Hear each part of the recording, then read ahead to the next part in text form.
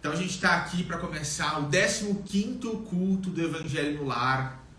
Nós estamos ainda no capítulo 8, onde nós paramos na semana passada. Para quem está aí pegando o Evangelho e vai acompanhar conosco, nós estamos no item verdadeira pureza, mãos não lavadas, que foi exatamente onde nós paramos na semana passada. E o Geraldinho vai começar hoje para a gente. Pessoal, a gente sempre lembra que nós estamos aqui no culto do Evangelho no Lar, e a gente tem recebido muitos feedbacks de pessoas que estão fazendo o Evangelho conosco. Então a gente sempre, acho que é sempre interessante lembrar para todo mundo aí separar um copo d'água com bastante fé, especialmente as pessoas que estão precisando de algum auxílio na saúde. A gente sempre acredita que nós recebemos aquilo de que os nossos espíritos estão precisando. Então, com muita fé, todo mundo vai receber aí na água aquilo de que precisa.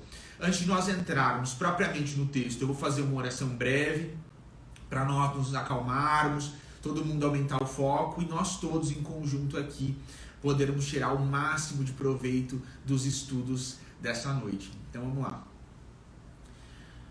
Nosso Deus, nosso Pai, de infinitos amor, misericórdia e justiça, inteligência suprema, causa primária de todas as coisas, Jesus, nosso divino amigo, nosso mestre, salvador, redentor, Cordeiro Santo, Cordeiro de Deus, amado das nossas almas, Maria, nossa Mãe Santíssima, em cujos braços nós temos sempre encontrado carinho, afeto, abnegação e todo o sentimento puro de que nós precisamos para seguir em frente aqui nesse planeta.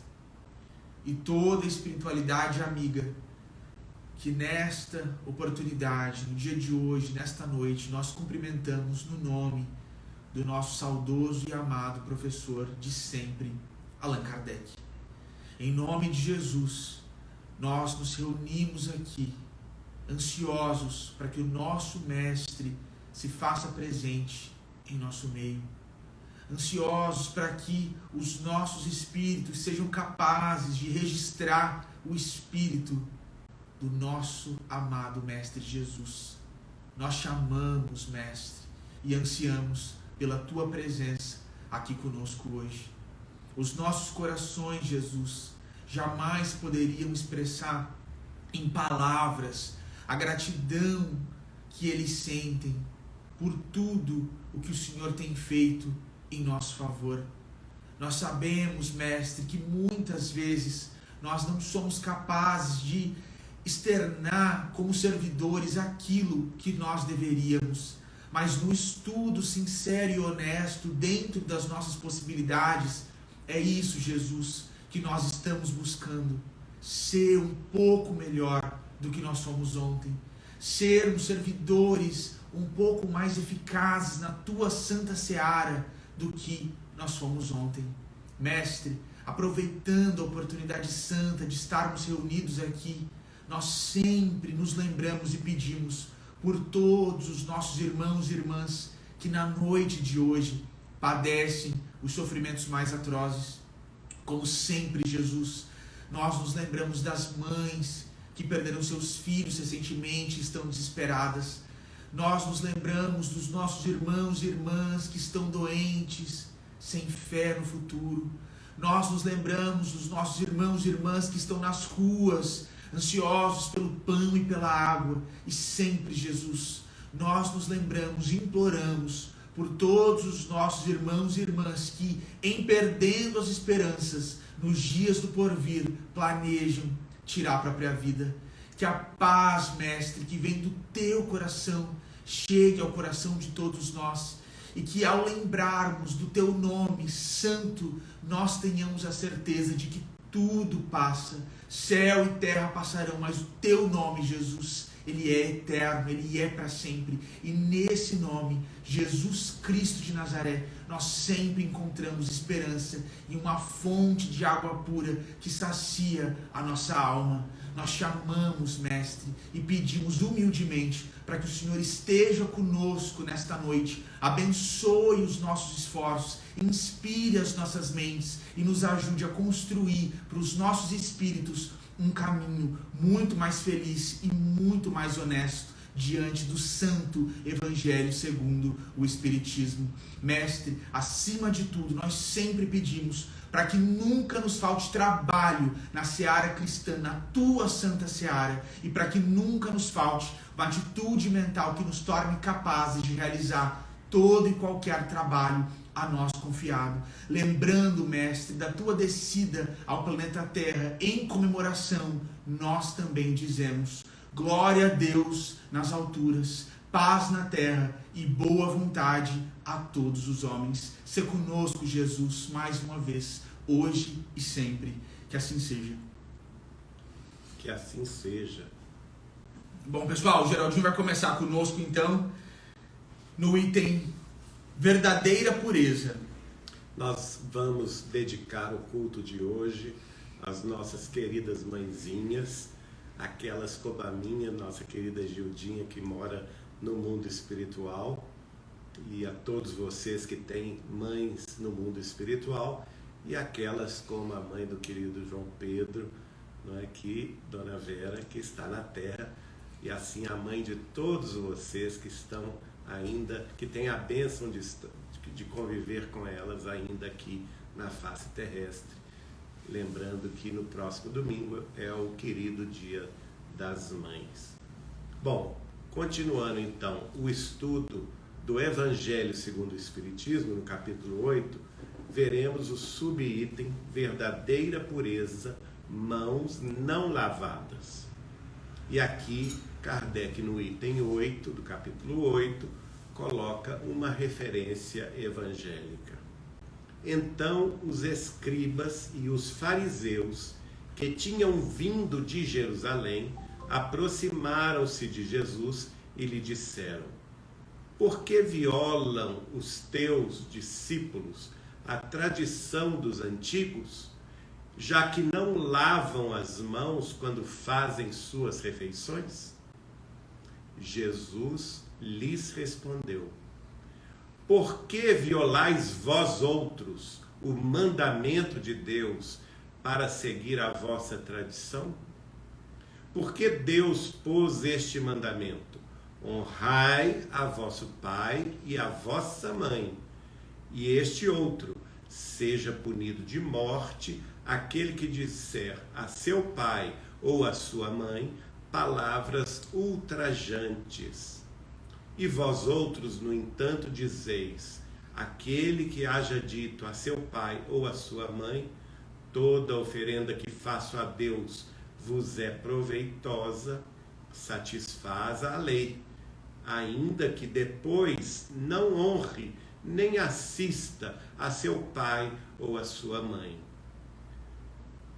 Tornam assim inútil o mandamento de Deus pela vossa tradição.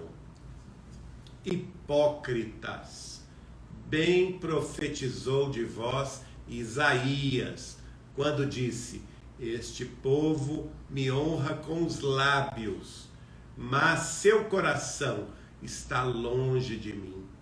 É em vão que me honram, ensinando máximas e ordenações humanas.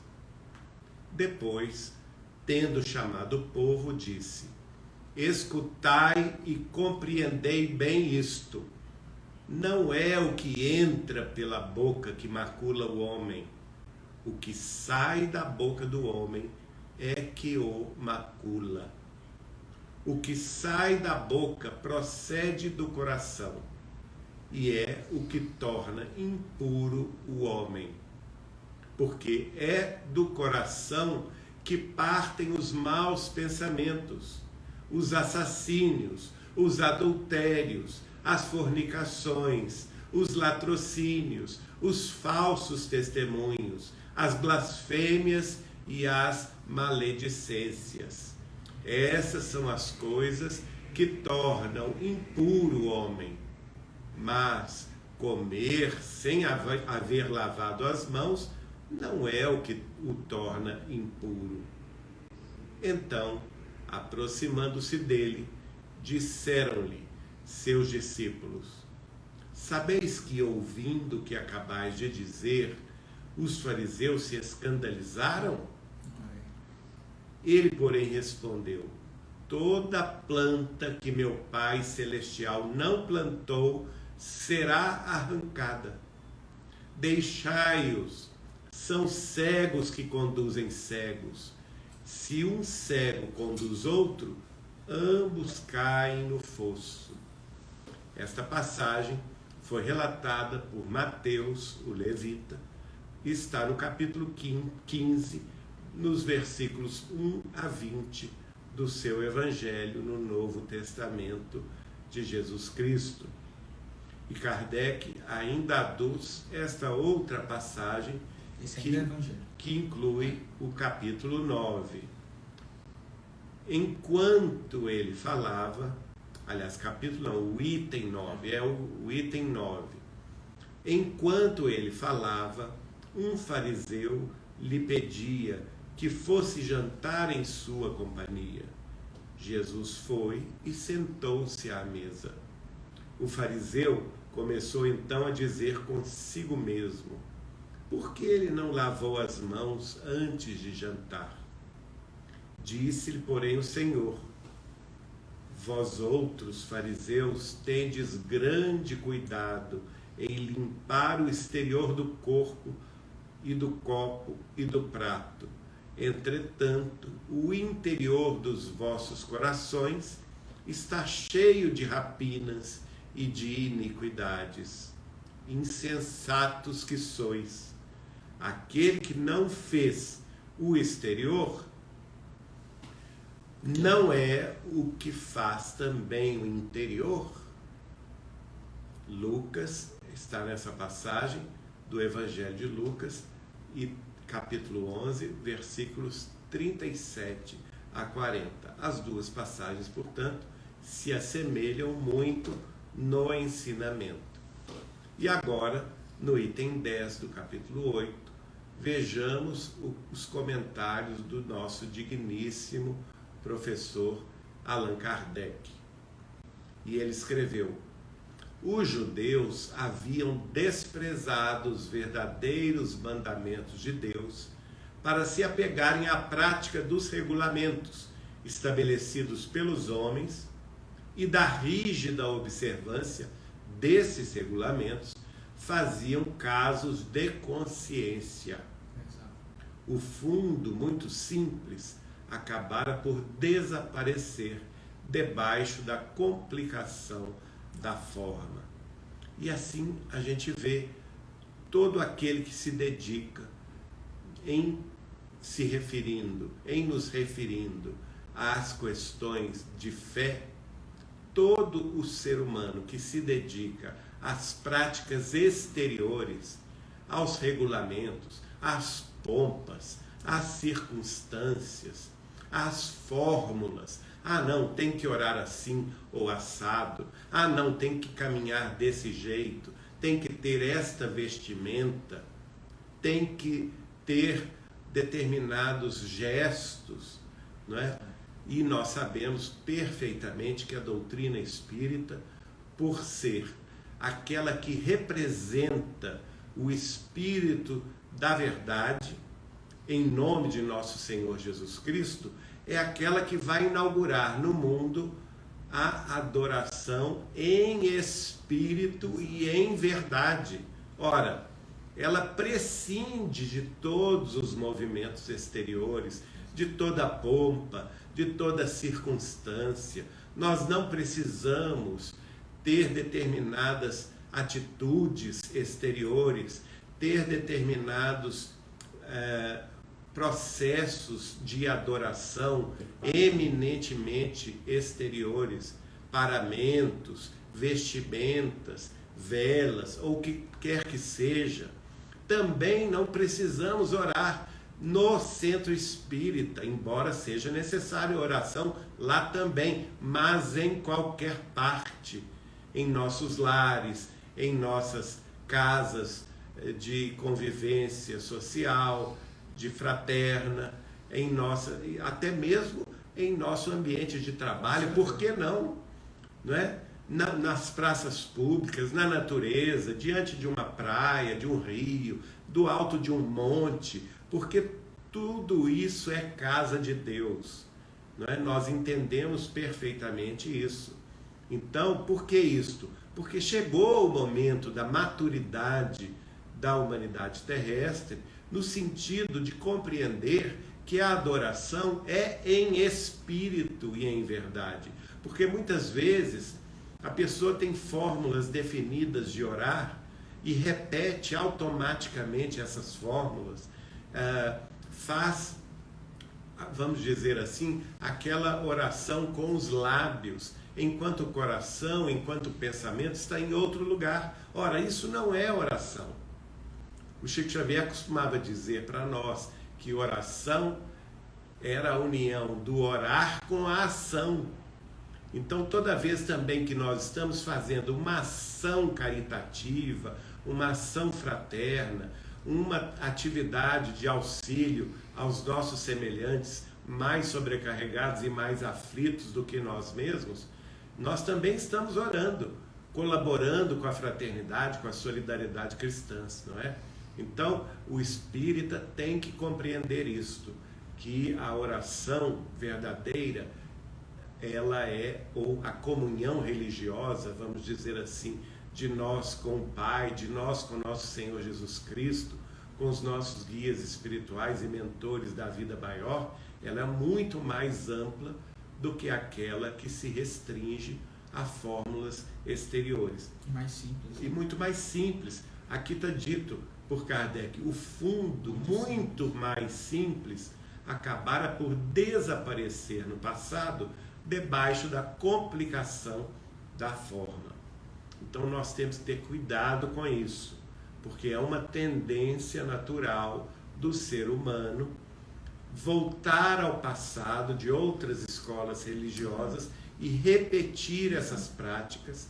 Então temos que estar alerta e sempre atentos, no sentido de que em nossas casas espíritas cristãs, em nossos centros espíritas cristãos, não podemos admitir tais práticas.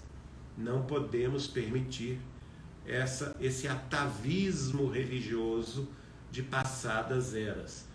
Uma vez que basta que oremos em conjunto, no início, no final da reunião, mas com o coração, com a alma.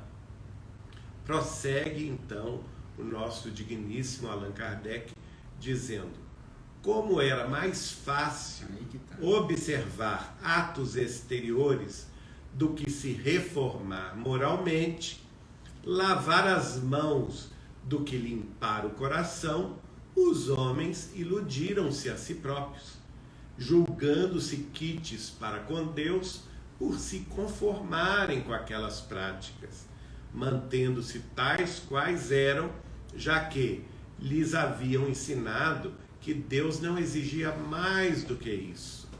É esta a razão de haver dito o profeta: é em vão que esse povo me honra com os lábios, ensinando máximas e ordenações humanas.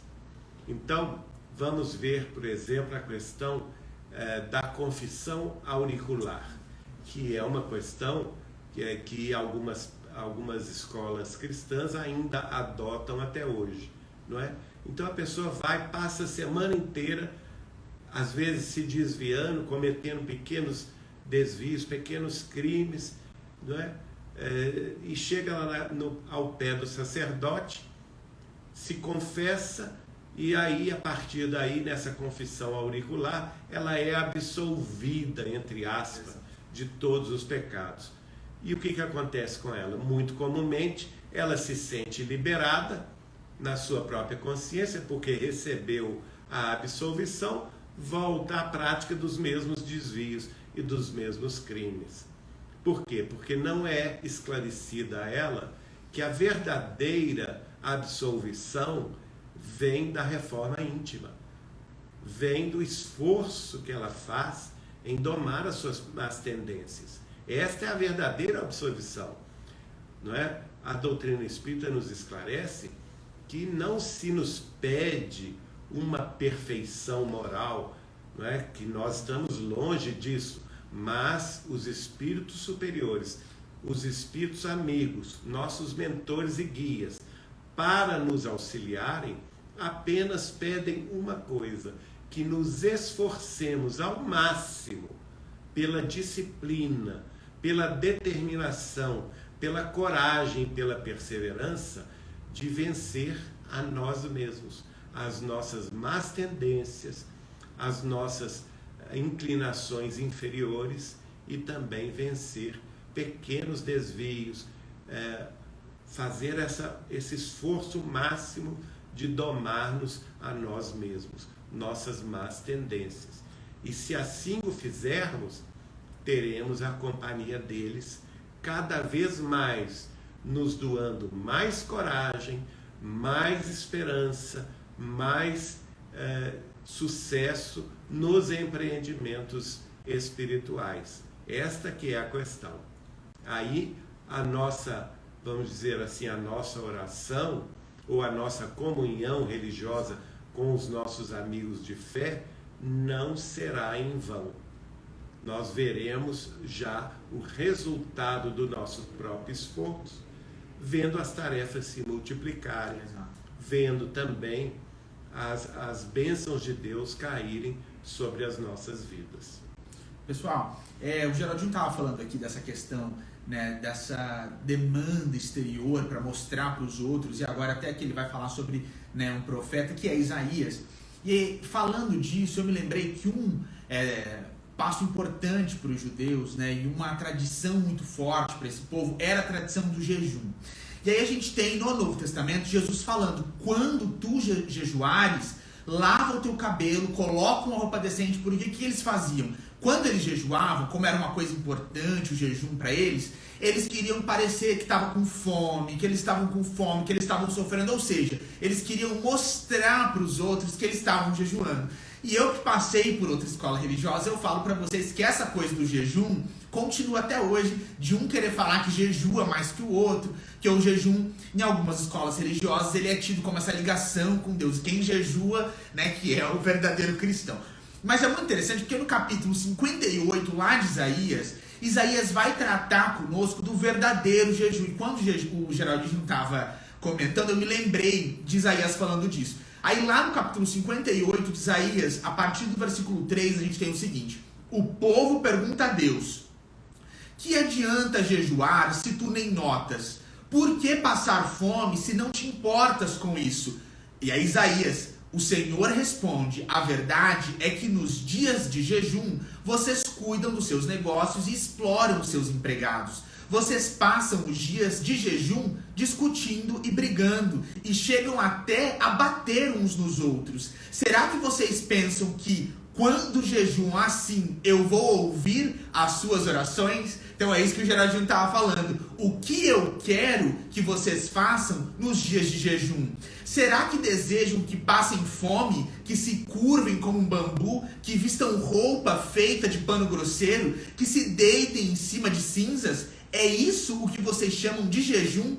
Acham que um dia de jejum assim me agrada? Não, não é esse o jejum que eu quero. Eu quero que soltem aqueles que foram presos injustamente, que tirem de cima deles o peso que os faz sofrer, que ponham em liberdade os que estão sendo oprimidos, que acabem com todo tipo de escravidão. O jejum que me agrada é que vocês repartam a sua comida com os famintos, que recebam em casa os pobres que estão desabrigados, que deem roupas aos que não têm e que nunca deixem de socorrer os seus parentes. Então olha aí, gente, desde o Velho Testamento, lá no profeta Isaías, isso que o Geraldinho está falando aqui pra gente, desse verdadeiro jejum, desse coração que está voltado para Deus, a gente já tinha lá no Velho Testamento todas essas lições. E quando Cristo chegou, ele encontra os fariseus tão preocupados com as aparências externas.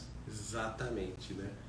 E a gente vê que a instrução já vem do mundo espiritual superior há muitos milênios, até mesmo antes do Cristo.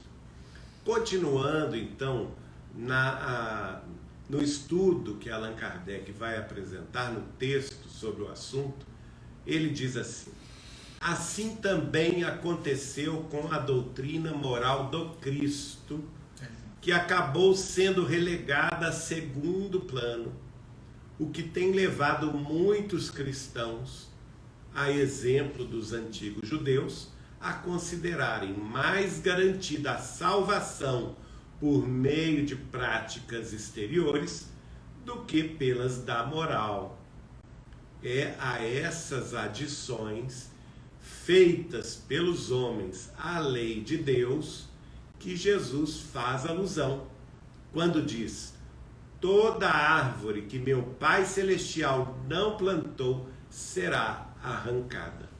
Então, o progresso também das concepções religiosas, o progresso da comunhão espiritual superior entre os encarnados de fé com os seus mentores e guias no plano espiritual, o progresso das relações entre o mundo físico e o mundo espiritual, expresso na evolução das escolas religiosas terrestres, vai conduzir a isto.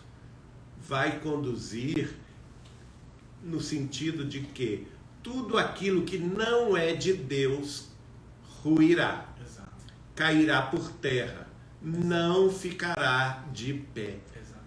Tudo que não é plantação divina é transitório. Então nós estamos vendo isto. O que nós estamos vivendo? Um momento de transição planetária. A própria palavra já diz, transição já remete ao que é transitório, aquilo que precisa ser tirado, jogado fora, não é? Precisa ruir.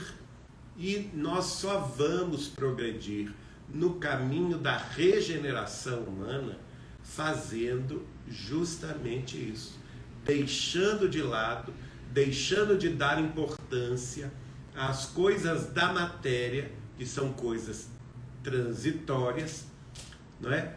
Tais como poder, tais como dinheiro, tais como fama, tais como situações de aparências exteriores, para nos ocupar daquilo que é essencial, daquilo que diz respeito ao espírito imortal que todos nós somos. E uma vez que nós compreendemos isto, o nosso foco o foco principal de nossa vida, mesmo que estejamos encarnados aqui na Terra, e nós temos que também ser justos no sentido de que temos obrigação de dar a César o que é de César. Todos nós temos sim obrigações familiares, obrigações profissionais. Não estou aqui me referindo neste ponto no sentido de que devemos desprezar isso. Não, o próprio Cristo nos ensinou: dai a César o que é de César. Mas em relação à evolução nossa, pessoal e intransferível, e a evolução geral da sociedade terrestre, ela também passará por essa necessidade de dar a Deus o que é de Deus. Então, é essa adoração em espírito e em verdade, é esta comunhão simples, despretensiosa e pura com o mundo espiritual superior, através da qual, num único caminho de luz, nós possamos receber pela intuição ou pela mediunidade as instruções espirituais e com elas utilizá-las para a nossa própria reforma interior. E também de nossa parte, fazendo o nosso movimento de superação das nossas dificuldades íntimas, mas também arregaçando as mangas, trabalhando, usando os nossos braços, a nossa inteligência, a nossa força, a nossa coragem, para caminharmos no caminho da verdade e da vida, que implica necessariamente entrarmos no caminho da solidariedade cristã, buscarmos aqueles que mais sofrem e que estão mais sobrecarregados, mais aflitos que nós, a fim de aliviar o seu passo no mundo.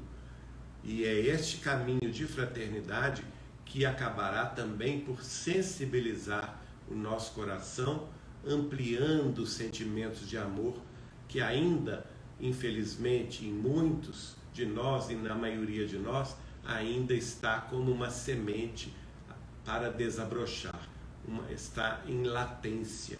Um dia, temos certeza, essa semente cresce, ela quebra a sua casca, vai crescer, vai buscar a luz divina e vai dar frutos sazonados de amor e de perdão. Então, lembrando este trecho comentado por Kardec a respeito da fala de Jesus: toda árvore que meu Pai Celestial não plantou será arrancada. Prossegue então Allan Kardec comentando este tema. O objetivo da religião é conduzir o homem para Deus. Ora, o homem só chega a Deus quando se torna perfeito. Logo, toda religião que não torna melhor o homem não alcança o seu objetivo. Toda aquela em que o homem julgue apoiar-se para fazer o mal, ou é falsa, ou está falseada em seu princípio. Tal é o resultado de todas as religiões em que a forma supera o fundo. Então, nós temos que verificar isso com muita propriedade. Por quê?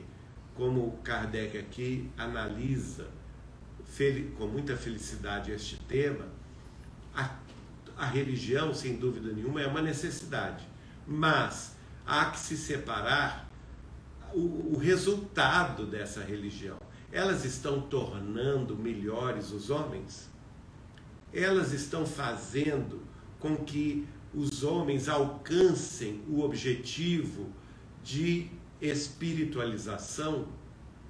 Elas estão conduzindo os seus fiéis a Deus? Elas estão provocando seus fiéis para que trabalhem com mais afinco na fraternidade legítima e pura? Elas estão inspirando seus seguidores a serem mais fraternos e mais justos? Esta é a questão. Então Kardec analisa que, se isso não ocorre, se essa religião ou aquela outra interpretação filosófica está apoiando-se mais no mal, nas falsidades do mundo ou nos falsetes da razão, não é? Então ela está falha em seu princípio. O seu princípio está falseado. Então não será naturalmente um caminho verdadeiro, um caminho para a vida eterna. Por quê? Porque o objetivo de toda religião, o objetivo maior, é justamente conduzir o homem a Deus. Então, nós espíritas cristãos temos que fazer esta análise íntima. O Espiritismo está contribuindo para que eu caminhe para Deus? Esta é a questão. Então, vamos fazer essa reflexão íntima, porque nós não podemos deixar que esses ensinamentos maravilhosos, doados ao mundo pela misericórdia de Jesus Cristo, através do Espírito da Verdade, que convocou um dos seus apóstolos, um dos apóstolos de Jesus, para vir à Terra e se tornar o apóstolo consolador, que foi Allan Kardec no século XIX e Chico Xavier no século XX e início do século XXI, toda esta obra gloriosa, vamos dizer, Só em Kardec nós temos aí a referência, somando todas as revistas espíritas, 33 obras que nos instruem, que nos esclarecem, que nos convocam à renovação íntima. E só em Chico Xavier nós já temos 543 livros abordando todos os temas que interessam a nossa espiritualização, o nosso progresso espiritual, a nossa iluminação pela sabedoria, convocando-nos ao amor e à fraternidade. Então isso tudo está para ficar aqui na prateleira de nossas bibliotecas, ou é para que a gente possa se esmiuçar cada frase, cada ensinamento, ou é como devemos fazer, estudar cada livro em grupos de estudos, em nossas casas de oração, em nossos grupos espíritas cristãos, né, em que possamos discutir com os amigos da mesma fé esta ou aquela interpretação, este ou aquele outro trecho, para a nossa própria iluminação, porque são ferramentas divinas que foram vertidas do plano mais alto para a face da terra, para que nós tivéssemos condições de usar essas ferramentas ao nosso próprio equilíbrio íntimo. Não é? São ferramentas de Deus para que nós possamos ter coragem, determinação, perseverança em vencer a nós mesmos. E então fazer essa transformação necessária que nos leva a Deus. O homem, diz Kardec, só chega a Deus quando se torna perfeito. Ora, nós ainda estamos longe da perfeição, mas estamos a caminho. Certa feita, eu comentando este tema com Chico Xavier, perguntei a ele: Chico, ao que me parece, nós ainda estamos muito no início da jornada, nós somos seres muito ainda pouco evoluídos. E ele fez assim com a cabeça, bateu negativamente com a cabeça e falou comigo: não, Geraldinho, nós não estamos no início da jornada, nós já estamos a meio caminho. Gente, isso é uma alegria, nós pensarmos que nós, seres humanos aqui da Terra, já estamos a meio caminho.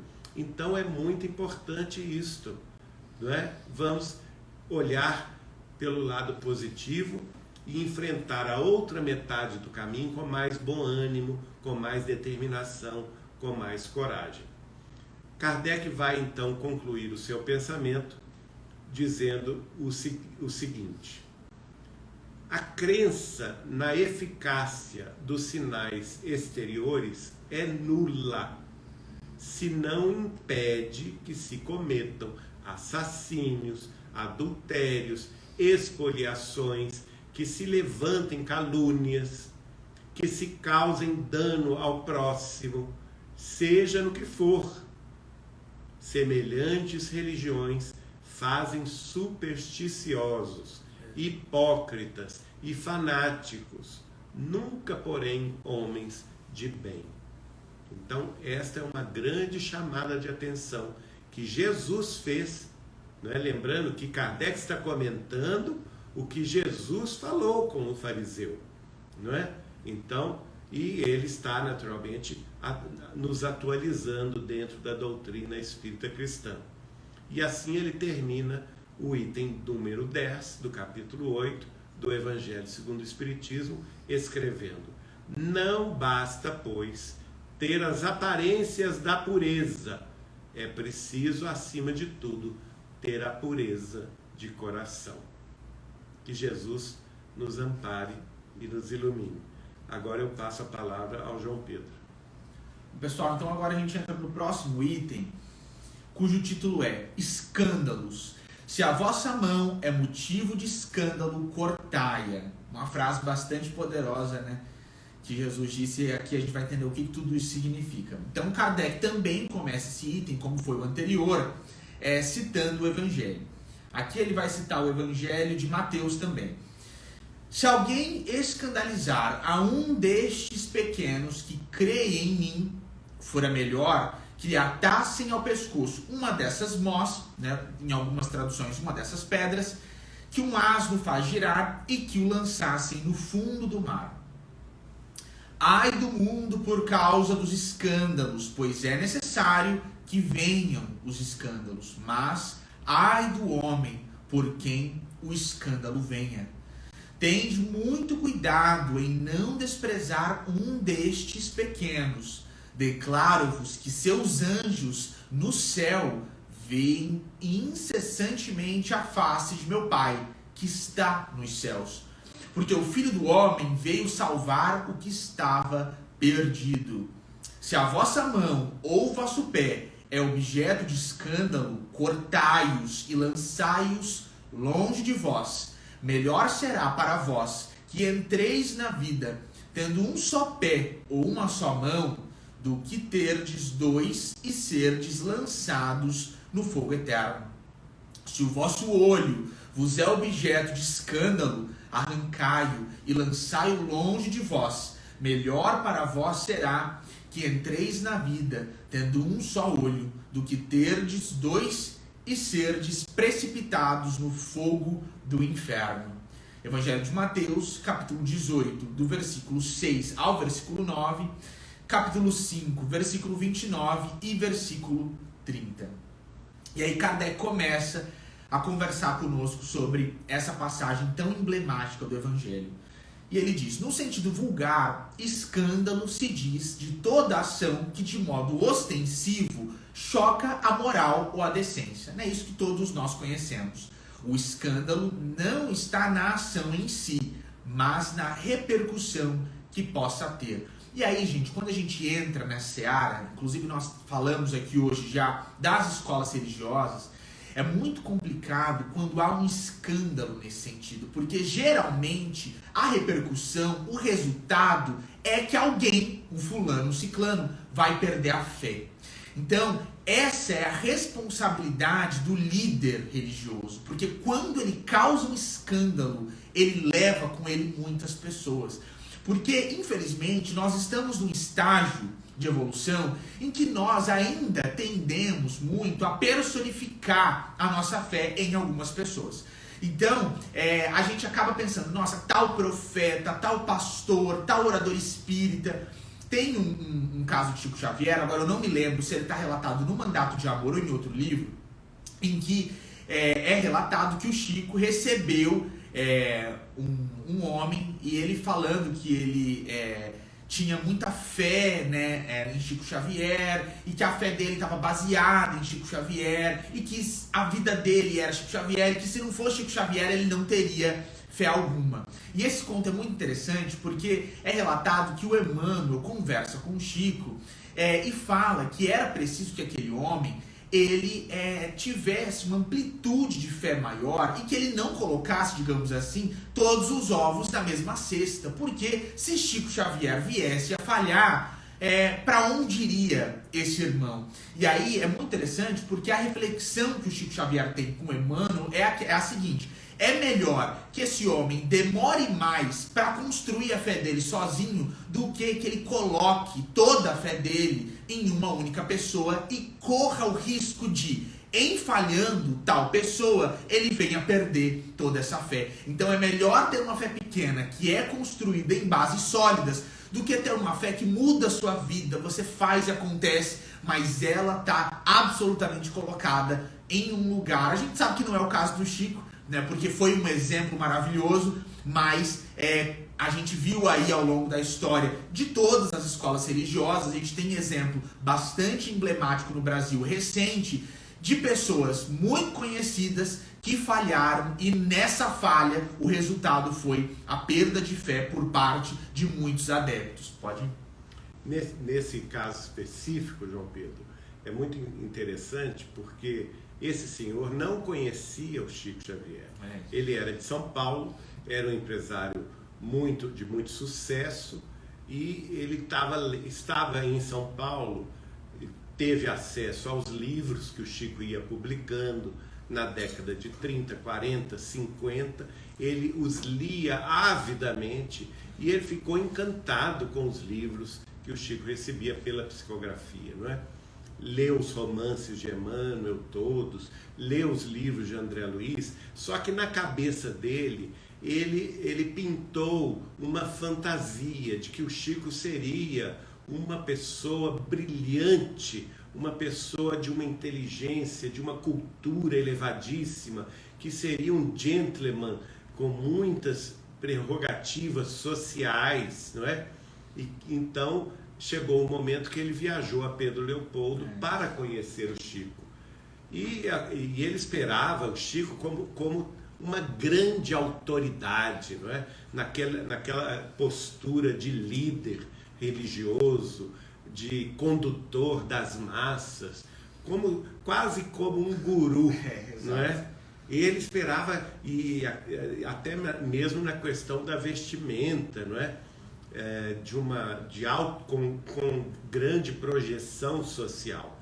E quando ele procura por Chico Xavier e indicam a ele o Centro Espírita Luiz Gonzaga, onde o Chico trabalhava naquela ocasião, e o Grupo Espírita Meimei, também onde o Chico trabalhava na desobsessão, e ele procura, e até que ele encontra o Chico Xavier, ele passa várias vezes pelo Chico, mas não dá a menor bola, porque ele não considera que fosse possível que o Chico Xavier, que ele idolatrou, né, que ele, de uma forma de fascínio, inventou na sua própria mente, não poderia ser aquele homem simples, despojado, aqui, como Jesus disse no parágrafo anterior, né?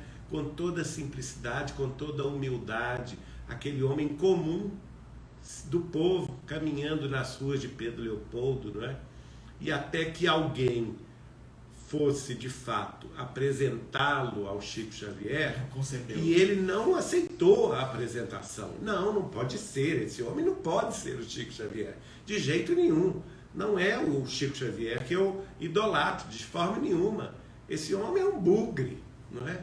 E por final, depois de se certificar com outras pessoas que aquele mesmo homem simples, humilde do povo era o Chico Xavier, aí ele abandonou a doutrina. Ah, não, se tudo que eu li foi recebido por esse bugre, eu não quero saber mais da doutrina espírita.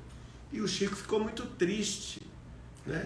Ficou muito incomodado com essa situação, e Emmanuel então apareceu para ele e disse: Chico, por que você está triste? Dê graças a Deus que ele foi embora e largou a doutrina, porque se ele se baseasse, continuasse baseando-se na construção da sua fé, apenas na sua personalidade, que ele idealizou, ele não estaria construindo espiritualidade alguma, não é? Então é preciso que ele se decepcione mesmo com a imagem que ele fez de você, para depois, mais tarde, quem sabe, conheça o Espiritismo em espírito e em verdade. Maravilha, isso mesmo, gente. O Geraldinho contou aqui a história com mais detalhes. Tá no mandato ou não? Não, essa está no Lindos Casos de Chico Xavier. Então não está no Mandato de Amor, está no livro Lindos Casos de Chico Xavier. Então, continuando. A palavra escândalo implica sempre a ideia de um certo arruído. Muitas pessoas se contentam em evitar o escândalo porque seu orgulho sofreria com ele e a consideração de que desfrutam ficaria diminuída entre os homens. Desde que as suas torpezas fiquem ignoradas, é quanto lhes basta para que sua consciência permaneça em paz. São, segundo as palavras de Jesus, sepulcros brancos por fora, mas cheios de podridão por dentro, vasos limpos no exterior e sujos no interior.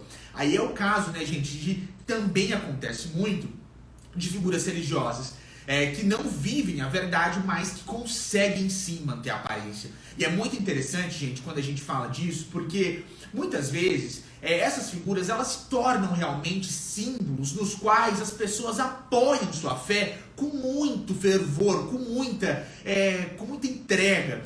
E aí é interessante porque no livro Ação e Reação, essa discussão ela começa a ser desenvolvida ali pelo André Luiz e pelo instrutor Silas.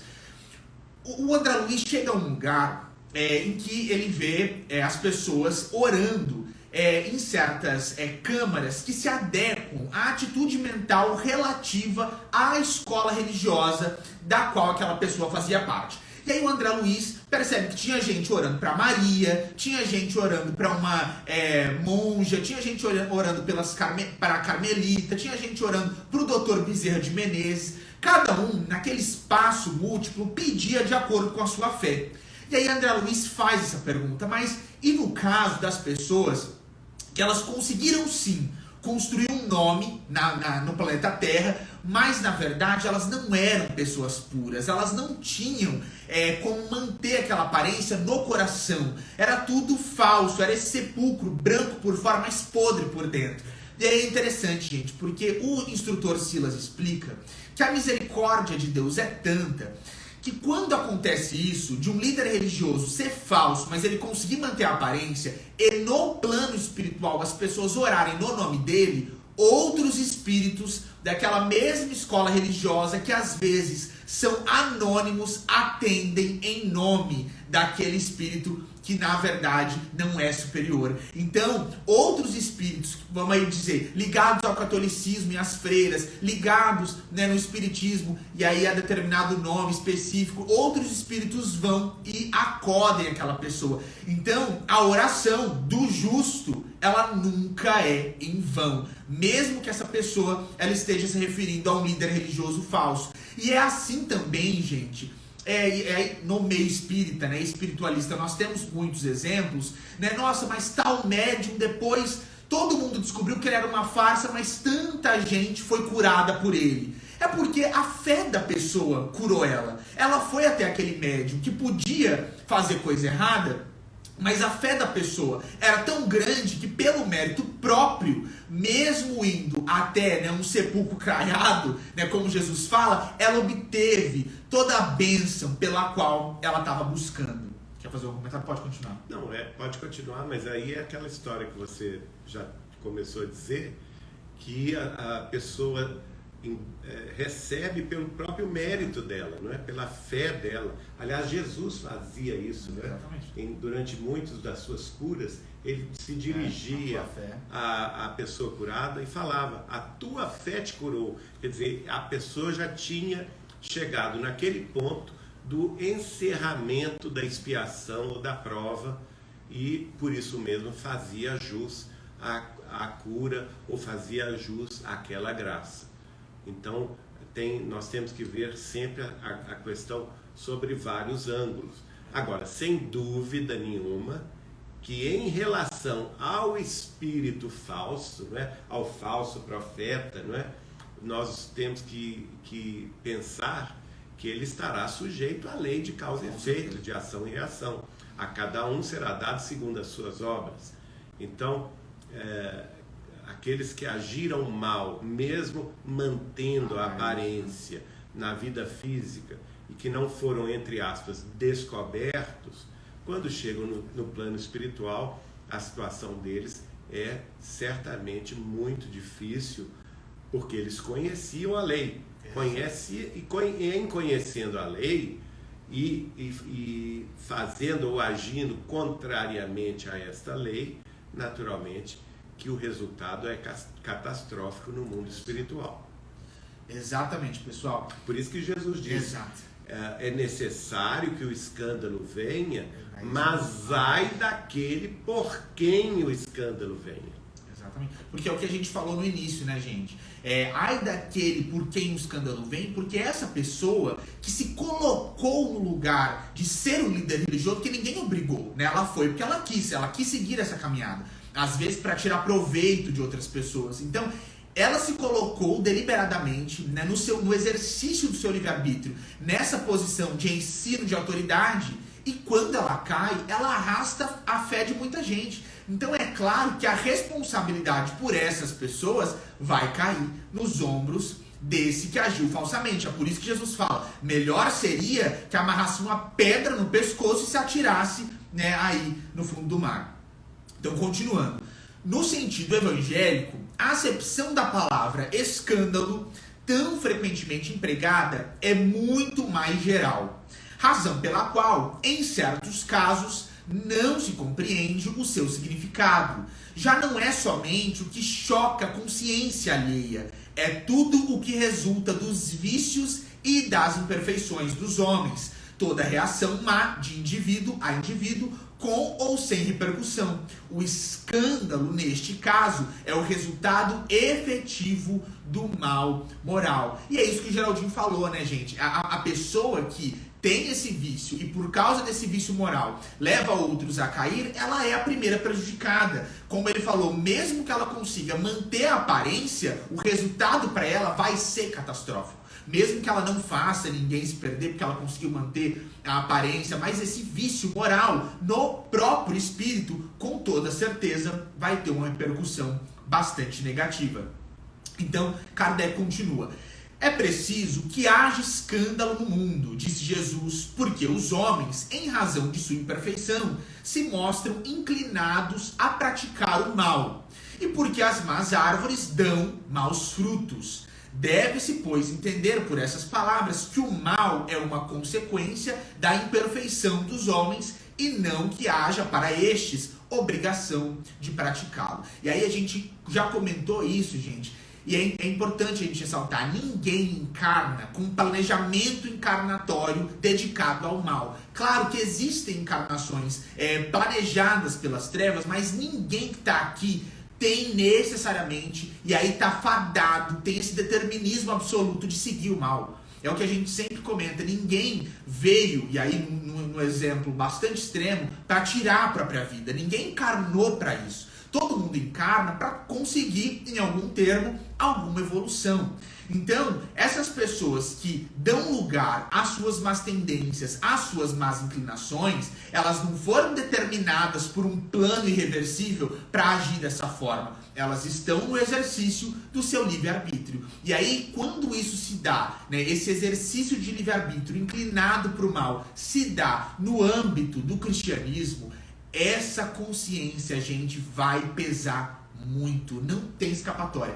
A gente já comentou aqui que Humberto de Campos relata um desdobramento de Kardec nas trevas, e ele fala que ele viu ali espíritos sofrendo muito, e Kardec pergunta para o espírito superior, instrutor, que tinha levado ele às trevas, quem são essas pessoas? São os guerreiros? São quem? São aqueles torturadores dos primeiros cristãos? Foi quem colocou Jesus na cruz? Pelo amor de Deus, me fala, quem são esses espíritos que estão sofrendo tanto nas trevas? E o instrutor fala para ele, esses são os cristãos, aqueles cristãos que tiveram tudo para seguir o caminho de Jesus e mesmo assim, deliberadamente, decidiram pelo caminho do mal. Aí o Espírito fala, a consciência deles fica tão pesada, o problema purgatorial é tão sério que nem reencarnar eles conseguem. Então a única solução é que eles passem algum tempo na treva, sofrendo muito, para que essa consciência comece a se abrir para uma restauração. Então, gente, quando a gente pensa nessa questão do escândalo no âmbito do cristianismo, no âmbito do espiritismo cristão, a gente está falando de uma coisa muito séria. Não é, às vezes, a gente vê, né, irmãos e irmãs em todas as escolas religiosas que se desvirtuam, que fazem coisas erradas, que vendem a fé. E a gente, muitas vezes, coloca essas pessoas no lugar de malvadas, quando, na verdade, a gente tem que olhar para essas pessoas com muita pena, porque o futuro espiritual delas é muito difícil. Então não custa, de repente, render uma oração a esses irmãos e irmãs desde agora. Pode falar. Só lembrando, gente, hoje eu publiquei no meu Instagram, com cópia também no Instagram do João Pedro, o Cristão no Mundo, um breve trecho do Chico Xavier no programa Pinga Fogo da TV Tupi de São Paulo, em que ele esclarece o seguinte, foi perguntado a ele sobre Deus e a dor, e ele esclarece dizendo o seguinte, vocês podem ver aí, ele esclarece que Deus não quer a dor, Deus não planeja a dor na vida de ninguém. A dor, seja aqui no plano físico ou no plano espiritual, será sempre um resultado, uma consequência dos maus feitos ou das escolhas infelizes que nós mesmos tomamos a cargo de nossos próprios ombros, seja na vida presente ou nas vidas pregressas. É muito bom isso, pessoal, porque essa frase do Chico ela é tão significativa e tão profunda. No livro Entre a Terra e o Céu, Clarencio dá uma explicação muito interessante sobre os caminhos que nós podemos seguir na Terra. E Clarencio fala assim, que com a exceção do poder de Deus, que é o amor, a dor é o único instrumento capaz de mudar a rota do pensamento humano encarnado na Terra. Então, muitas vezes, gente, o único caminho para aquela consciência restaurar o equilíbrio é passar pela dor. Porque ela ainda não tem um arcabouço teórico e moral que a faça percorrer o caminho do amor. E aí a gente pensa, não seria muito mais fácil para todo mundo percorrer o caminho do amor? Mas, muitas vezes, o caminho da dor é o que o espírito pode naquele momento. Ele escolheu. Ele não consegue ainda trilhar o caminho do amor. Porque a gente fala, a dor ou o amor parece tão óbvio que todo mundo deveria escolher, como Chico Xavier, um trabalho no amor. Mas amar, no sentido que Emmanuel coloca lá no Pensamento e Vida, amar é, acima de tudo, serviço ao próximo, é muito difícil. E a dor, muitas vezes, ela é mais rápida. O espírito purga através da dor e ele já consegue reequilibrar, em algum termo, essa consciência que, como o Geraldinho falou aqui, trazendo o Chico, foi suja por ele mesmo. Se desviou. Exato, se desviou. Exatamente. E espontânea vontade. E aí vai precisar desses meios, né, que a bondade, que o amor divino dispõe para poder voltar para os trilhos. É o reajuste. O reajuste. Né? Como o Geraldinho falou, Deus é amor, Deus não quer punir ninguém, Deus não está aí como a inteligência suprema, como a causa primária de todas as coisas, para ficar punindo as pessoas. Né? Essas dores são consequências dos nossos atos. Então, continuando. É necessário que o escândalo venha, porque, estando em expiação na terra, os homens se punem a si mesmos pelo contato de seus vícios, cujas primeiras vítimas são eles próprios e cujos inconvenientes acabam por compreender. Quando estiverem cansados de sofrer devido ao mal, buscarão o remédio no bem. E aí a gente tem na literatura espírita, né, que os meios de avançar são a dor, o amor e o tédio. Inclusive, né, no livro Libertação, a gente tem um exemplo muito emblemático de um espírito que estava realmente muito dedicado ao mal, mas qual é a saída para os espíritos superiores alcançarem a mente dele? Quando ele sente tédio, quando ele fica entediado de estar praticando o mal, quando ele vê que o mal pelo mal não vai mudar nada, que ele não vai chegar a lugar algum, nesse tédio ele consegue uma ligação com o espírito superior que vem, e aí muda toda a história. Muito interessante, isso está no livro Libertação. Continuando. A reação desses vícios serve, pois, ao mesmo tempo, de castigo para uns e de provas para outros. É assim que do mal Deus faz emergir o bem e que os próprios homens utilizam as coisas más ou sem valor. Quer comentar? Pode passar.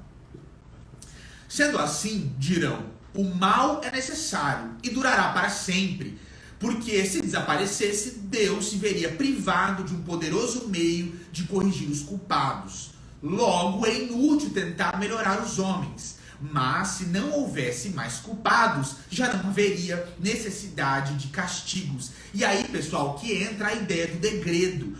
Quando um número muito significativo, percentual, aí vamos pegar o planeta Terra, de pessoas encarnadas no planeta Terra, já não tem mais culpa, aqueles que continuam praticando o mal precisam ser degradados, porque esse mal já não tem relação com os outros indivíduos, só tem relação com ele. Então esse mal que serve de instrumento de purgação dos erros alheios, ele vai precisar ser colocado como instrumento num planeta que está vibrando de forma ainda inferior, num planeta de repente primitivo.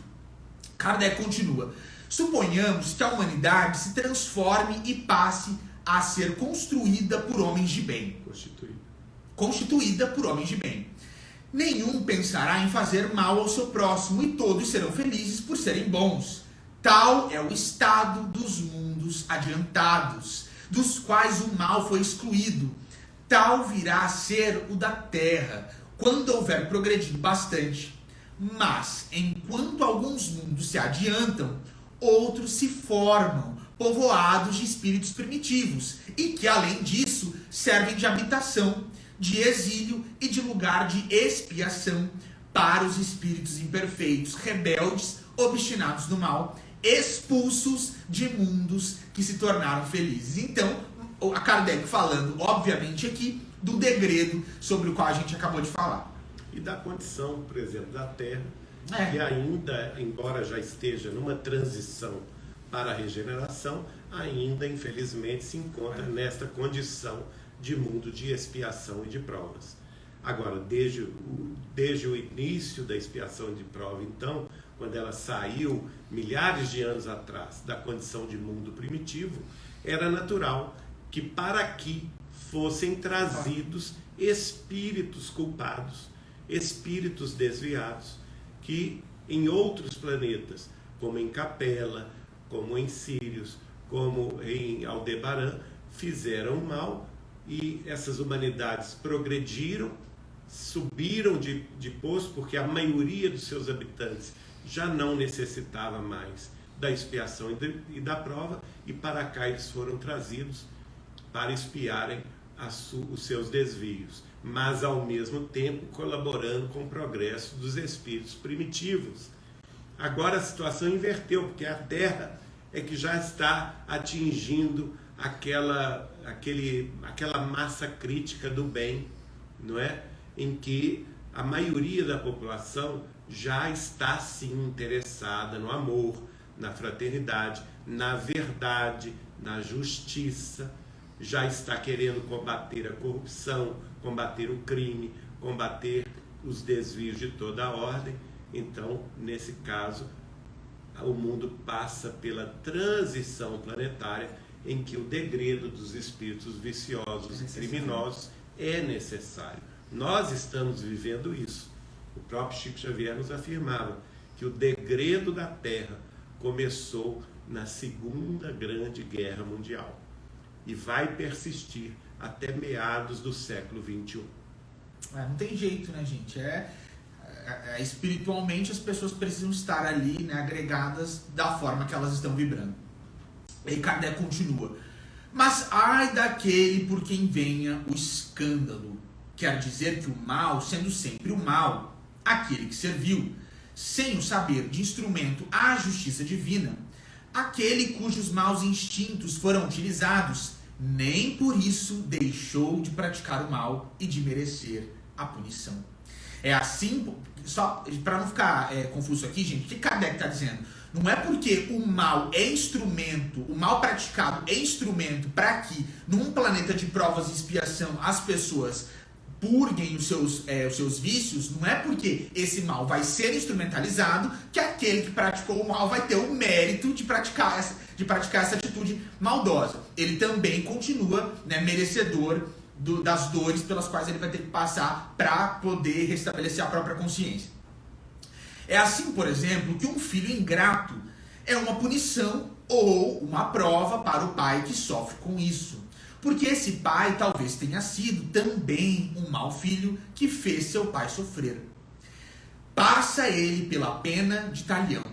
Mas mesmo essa circunstância não pode servir de desculpa ao filho que, por sua vez, terá de ser castigado em seus próprios filhos ou de outra maneira. Então, e isso é interessante, gente, porque a graça divina, o amor que Jesus vem exemplificar, ele para essa roda, né, que nunca seria parada se não fosse o amor. Porque se fica um dando um tapa no outro, encarnação após encarnação, essa roda não ia parar nunca. Agora, o amor é o que é essa estaca que para todo esse processo. Porque quando alguém, em amando o próximo, decide não se vingar, perdoar, essa pessoa se liberta, e aí que o outro busque, né, continuar esse vício, essa conduta maldosa com outras pessoas que talvez, né, o tratem ainda pior, ou com ele mesmo, né, purgando aí sozinho, já que o objeto, né, dessas agressões já se libertou através do amor. Se a vossa mão é causa de escândalo, Kardec continua, cortai-a. Figura enérgica que seria absurda se tomada ao pé da letra, e que apenas significa que cada um deve destruir em si toda a causa de escândalo, isto é, de mal, arrancar do coração todo sentimento e todo princípio vicioso. Quer dizer também que, para o homem, mais vale ter cortada uma das mãos do que servir essa mão de instrumento para uma ação má, ficar privado da vista do que lhe servirem os olhos para conceber maus pensamentos. Jesus não disse nenhum absurdo, para quem saiba compreender o sentido alegórico e profundo de suas palavras.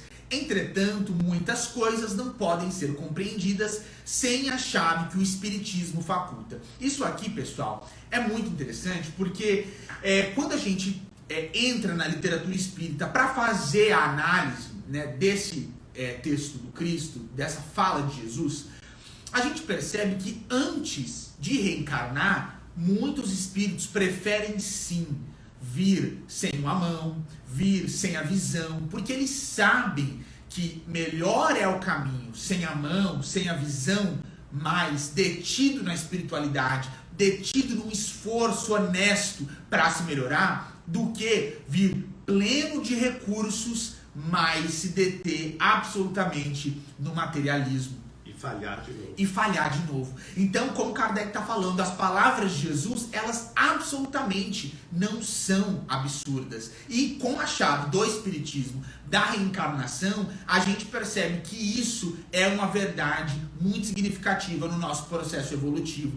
E aí, mais pra frente, a gente vai ver isso no Evangelho, uma mensagem muito bonita de instrução dos espíritos, falando para um espírito cego como ele vai se alegrar quando chegar o dia da libertação, como aquela prova difícil da cegueira vai significar para ele uma libertação espiritual que ele nem imaginava, com a qual ele nem sonhava. E aí, né, na Vinha de Luz, a gente tem o livro Depois da Travessia, falando especificamente dessa questão da visão, em que a Dona Ingrácia relata, né, por intermédio da psicografia do Chico Xavier, o trabalho dela com os cegos no plano espiritual, e ela conta como é bonito ver a libertação dos espíritos que, apesar da cegueira, levaram a prova com resignação e muita fé, né, em detrimento daqueles que se revoltaram e, pelo relato dela, continuam cegos no mundo espiritual. Você ia comentar?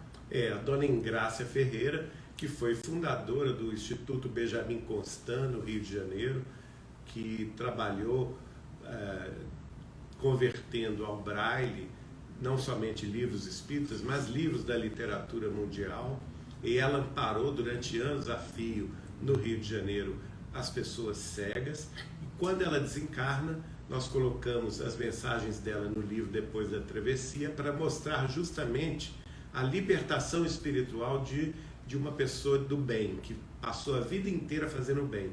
E é interessante que ela nos conta isso, João Pedro, que quando ela desencarna, imediatamente ela já foi admitida no mundo espiritual, numa instituição dedicada ao amparo dos cegos que desencarnam.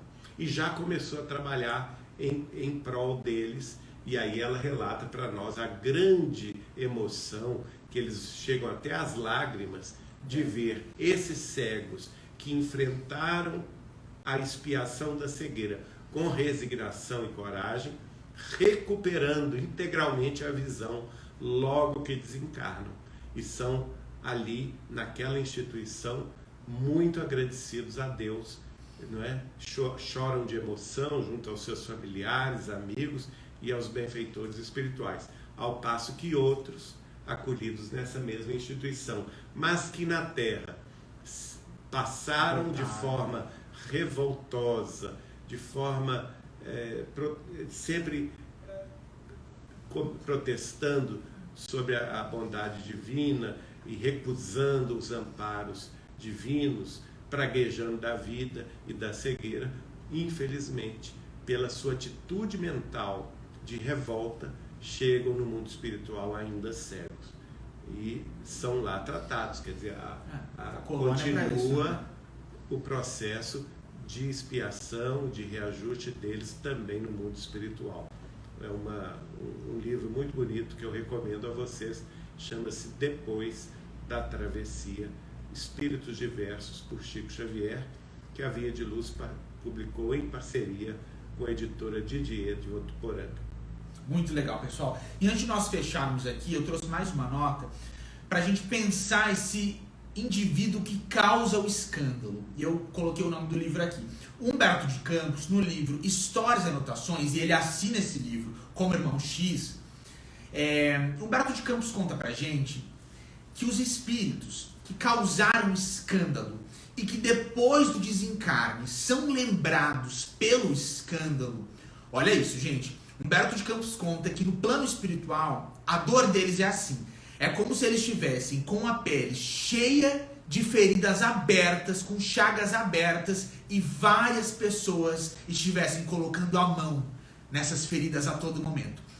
Humberto de Campos fala, essa é a analogia para a gente entender o que é o desencarne e o pós-desencarne, a vida no plano espiritual das pessoas que são lembradas depois da morte como aquelas causadoras de escândalo, que tiraram a fé alheia.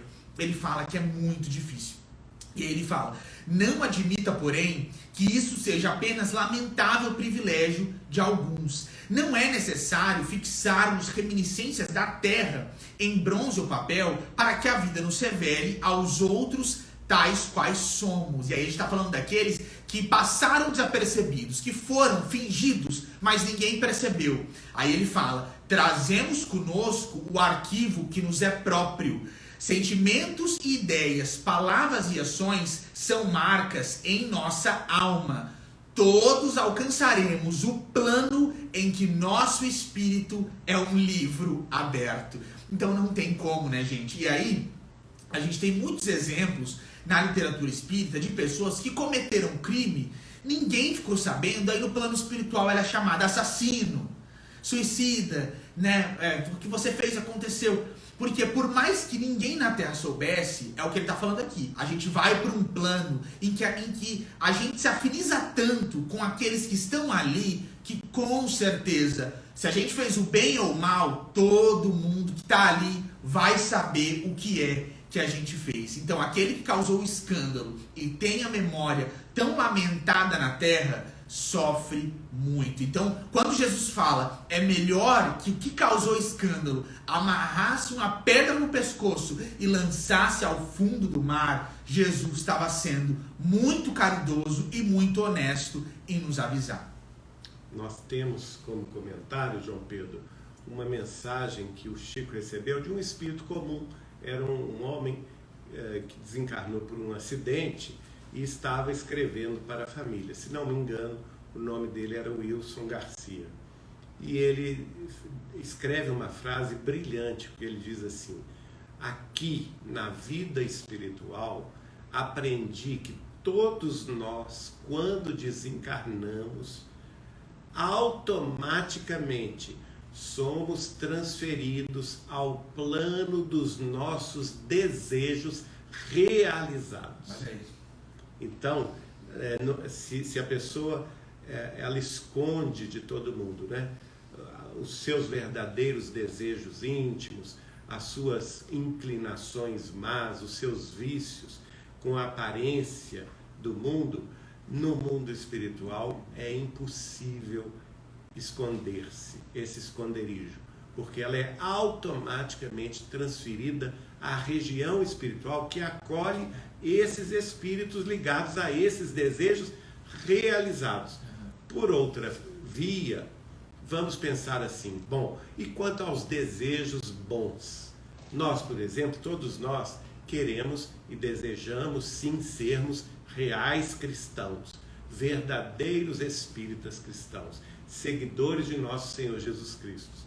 Mas esse é um desejo que nos é próprio, mas que não é ainda realizado. Exatamente. Não é? Então não adianta a gente querer os mundos superiores. Emmanuel fala isso no livro Deus Conosco. Exatamente. Nem céus, nem mundos superiores, mas nós mesmos, diante de nossos vícios e de nossos acertos, de nossas conquistas e de nossos deméritos, porque somos ainda espíritos vacilantes, não é?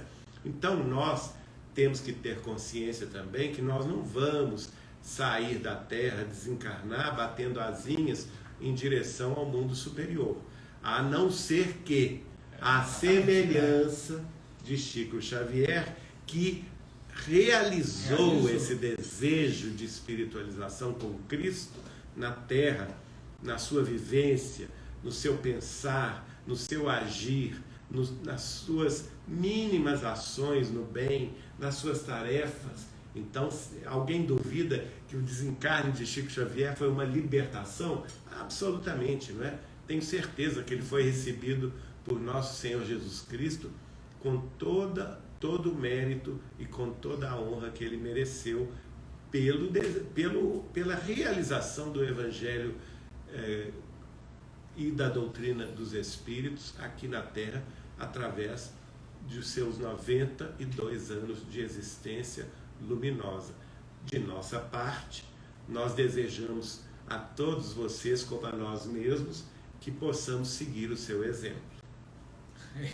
Tomara, né, gente? Eu acho que pensar, né, num exemplo tão significativo como o Chico alenta o nosso coração, porque a gente vê que é possível, né? Um homem comum que fez muito, porque foi disciplinado. Um outro exemplo do qual eu gosto muito também é Maria Madalena, que, né, teve todos os erros, mas acertou muito, trabalhou muito, se dedicou aos leprosos e foi recebida no momento do desencarne, está lá no Boa Nova, pelo próprio Cristo. Como a gente tem outros exemplos de irmãos que foram recebidos por Jesus. Então o caminho está aí, né, que é o caminho do espiritismo cristão, o caminho cristão honesto. Todo mundo que quiser seguir esse caminho e seguir com honestidade, né, com bastante vontade, disciplina, pode também ter um desencarne bastante feliz e subir, né? Deus abençoe para os planos superiores.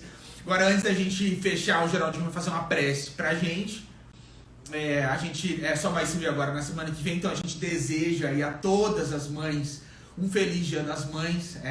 A gente é muito admirador da figura materna. A gente sabe, né, pela literatura espírita, que não fosse a figura materna, né, o coração que sofre tanto de mãe nesse mundo, né, que é, né, tão difícil ser mãe, não fossem as mães, o próprio Evangelho não teria subsistido. Então a gente deixa aqui, né, o nosso abraço, a nossa gratidão a todas as mães, né? Eu, graças a Deus, tenho a minha mãe, pela qual eu sou apaixonado, amo muito, e com quem eu tenho uma ótima vida, graças a Deus. Dona Vera, minha mãe querida. Então a gente deixa aí um abraço para todas as mães com muito carinho e, com certeza, mais uma vez, com muita gratidão. Lembrando aí o dizer do Chico Xavier, né, que as mães são as mais legítimas representantes do amor de Cristo na Terra.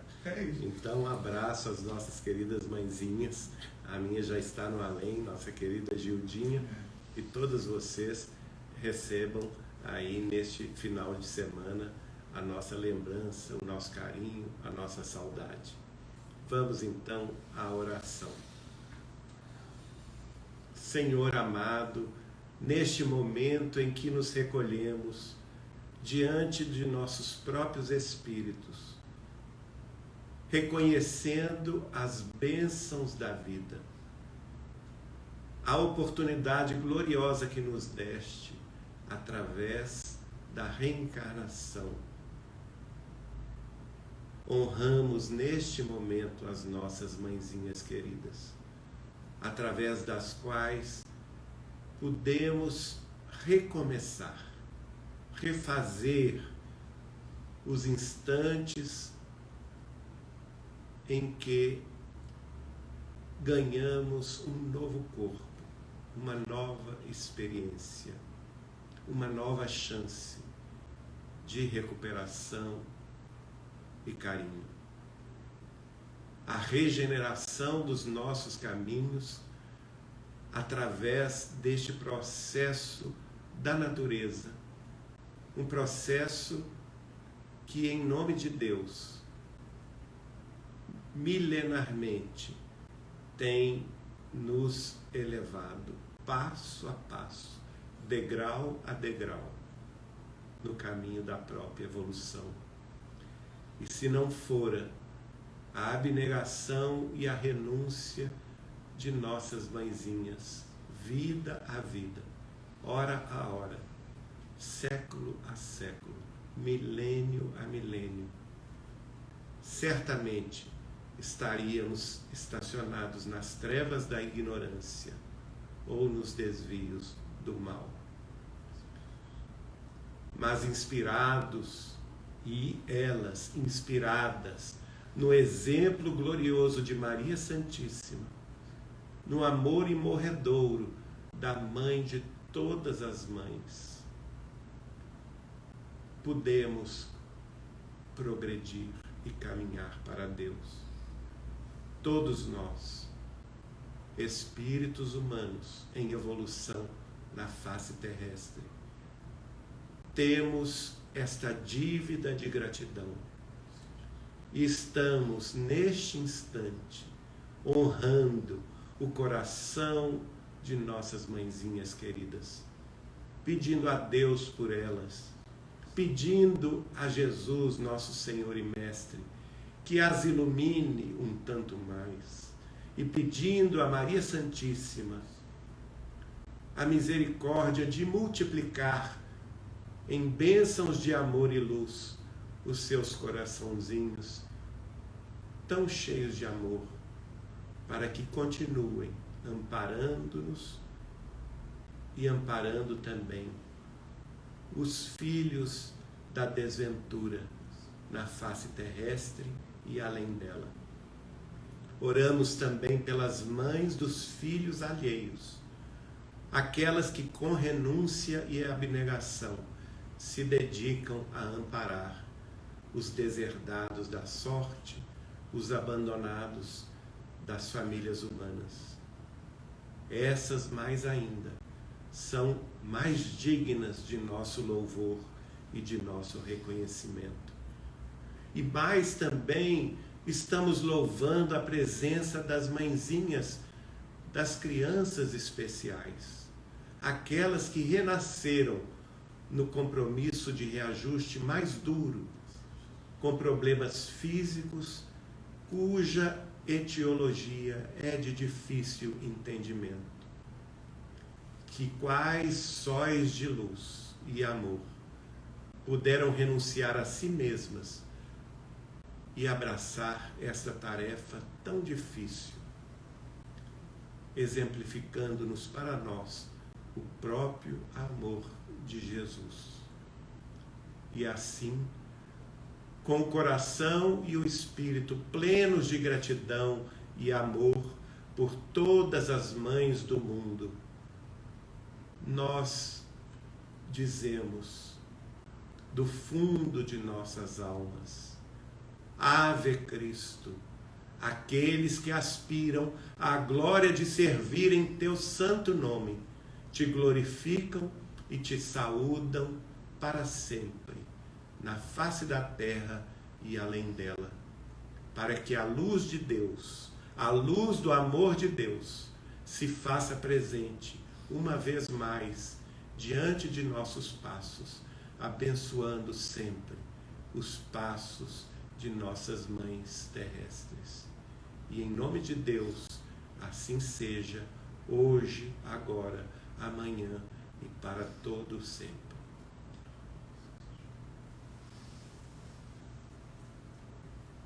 Bom, pessoal, graças a Deus, então, gratidão pela oração. Bom, gente, então a gente se encontra semana que vem aqui, na quinta-feira, às 8h30. No sábado agora, neste sábado, nós vamos ter a palestra Ave Maria em comemoração ao Dia das Mães. Nós, aqui no Cristão no Mundo, com o Lar da Redenção, nós vamos fazer a palestra para os adultos dessa vez, falando de Maria. E, mais uma vez, como a gente sempre avisa, o Evangelho de hoje vai ficar salvo. Hoje é o Evangelho 15, como todos os Evangelhos que estão com essa capinha aqui no Cristão no Mundo e lá no Instagram do Geraldinho, Geraldo Lemos Neto, estão todos salvos. A gente se vê semana que vem, pessoal. Abração. Tchau, pessoal. Beijo no coração.